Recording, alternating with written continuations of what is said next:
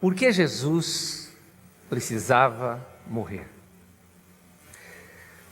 Talvez essa seja a pergunta de todos nós aqui. Por que alguém tão bom como ele? Durante toda a sua vida não teve um ser humano que foi como ele foi. Viveu uma vida de santidade, amou a Deus de coração, fez o bem para todos, recebia todos, não fazia discriminação. Ele soube receber uma moça que era uma prostituta, deu a ela valor, deu a ela honradez. Ele também soube receber os aleijados, os coxos, os cegos, os leprosos que ninguém poderia tocar neles. Ele tocava. Um leproso uma vez clamou para Jesus, falou: Mestre, tem compaixão de nós e nos cura. Por ser um leproso, ele estava afastado de toda a sociedade, sem poder ter nenhuma relacionamento com ninguém.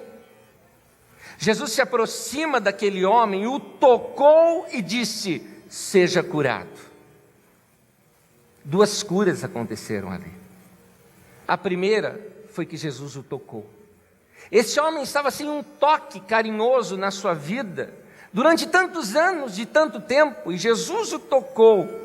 E quando ele chama a sua cura, este homem fica limpo.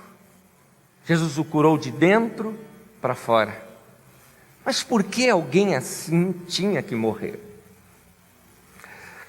A morte de Jesus ali na cruz é como uma grande esponja, absorvendo sobre si, tomando sobre si todos os nossos pecados.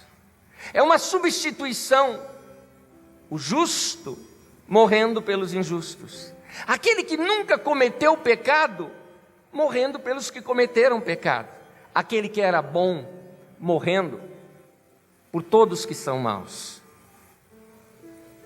A morte de Jesus fez isso, uma substituição para nós.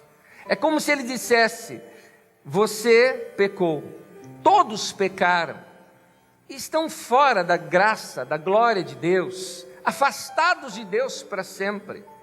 O salário do pecado é a morte. E Jesus diz: eu morro no seu lugar, eu vou substituir você. Ele morreu também por amor. A sua entrega foi puro amor por nós.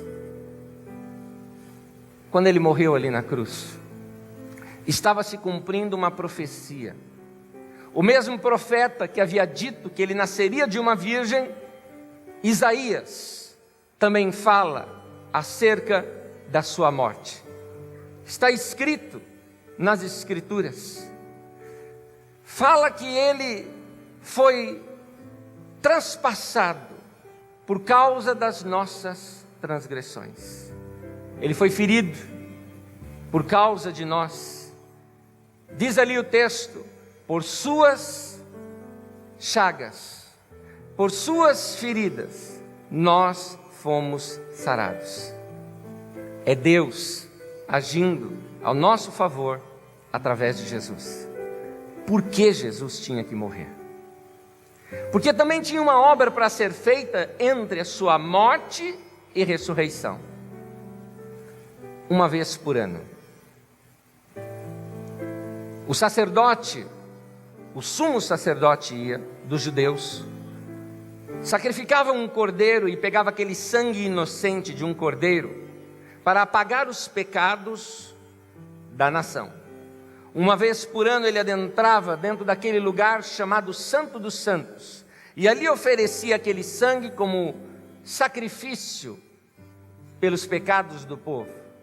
Todos os anos ele tinha que repetir isso. Jesus foi agora ser este Cordeiro de Deus para fazer esse sacrifício de uma vez por todas.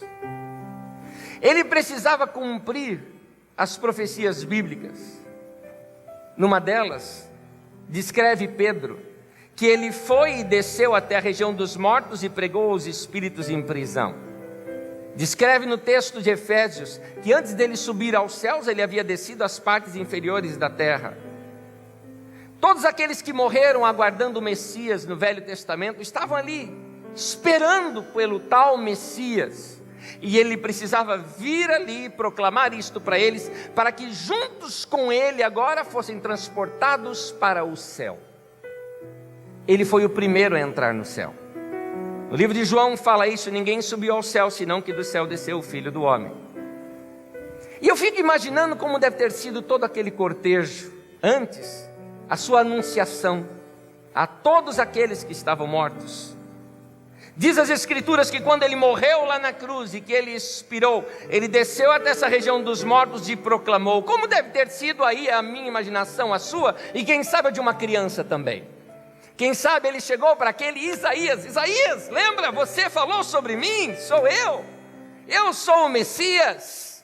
Talvez ele falou para aquele que era Davi: e aí Davi, você que veio dançando ali diante da arca, sou eu, que você proclamava que estava para vir alguém maior do que você.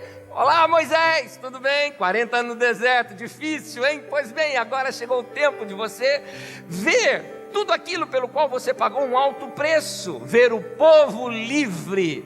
Talvez ele chegou: Sadraque, Mesaque, Abednego, lembra da fornalha de fogo? Quentura, hein? Eu era o que estava lá com vocês. E agora chegou o tempo de dizer para todos vocês: vinde benditos de meu Pai e vamos entrar na glória do Pai. No Salmo 24, Davi vê esse dia, e ele conta esse cortejo todo que estava junto com Jesus, quando ele foi adentrar nos portais eternos. Diz o Salmo 24: levantai, ó portas, as vossas cabeças, levantai-vos, ó portais eternos, para que entre o Rei da Glória. E como um coral todos cantavam dizendo: quem é o Rei da Glória? O Senhor dos Exércitos, Ele é o Rei da Glória. Eu imagino a festa que deve ter sido no céu naquele dia, quando todos os anjos cantavam, esperando o dia da redenção da humanidade.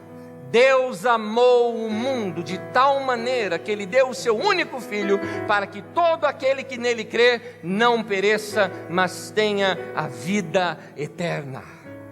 Naquele momento, Jesus chega diante do Pai agora, como um sumo sacerdote, não levando o sangue de qualquer cordeiro, mas o seu próprio sangue.